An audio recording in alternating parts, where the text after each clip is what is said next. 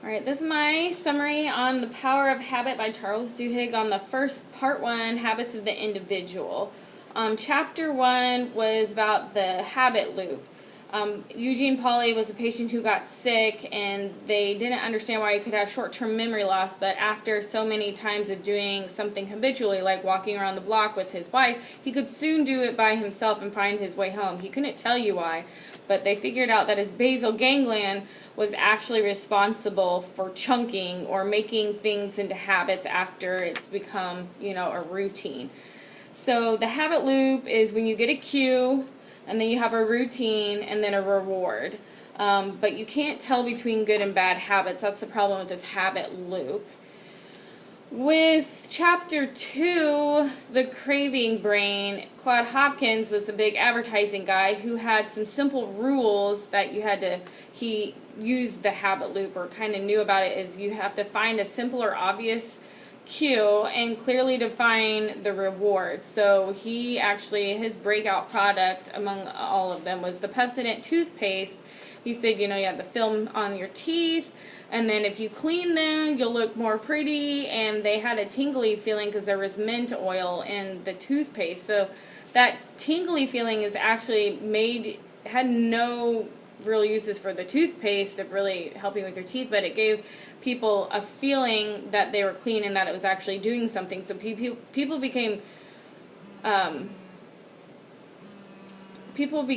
addicted to that, if you will, or got a craving to always brush your teeth. So they started, it became a cue. Teeth got film on it, brush your teeth, then it would feel tingly and feel clean, and every so often that would go over and over, and we brush our teeth to this day multiple times a day. So that was they also just did a monkey with juice experiment that, if he pulled on certain images shown on the computer, if he pulled this lever, that he would get some blackberry juice. And he soon started out expecting the reward when it came onto those specific places. And so I think what the most thing you need to know is, if you can figure out what sparks your cravings, and creating a new habit can be easier. Chapter 3 is the golden rule that kind of simplifies out the rule of habit change, is that we can use the same reward and use the same cue, but the routine in between changes. Also, it was known that you have to really believe in it. If you don't believe in it, when you get to a stressful point in your life or a stressful time, you revert back to your old habits. So they said that having a group of support, and it's like AA meetings, they believe in God or believe in a higher power, and they also have the group to support them. So when they get into stressful situations, that can happen.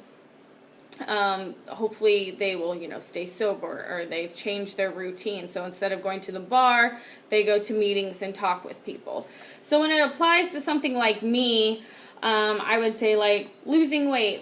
I like to go and be social with people, but when you're social, you go to a lot of happy hours, and that's alcohol, beverages, and snacky foods and things that aren't good, when really I just want the feeling of socializing and decompression from socializing. So the cue would be, the need for stimulation socially.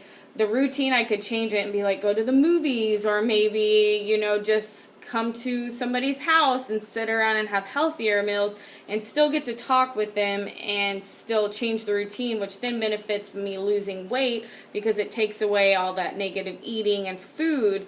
And then that also is another routine that makes it kind of happier for me. So I went over the time. I hope that describes it correctly.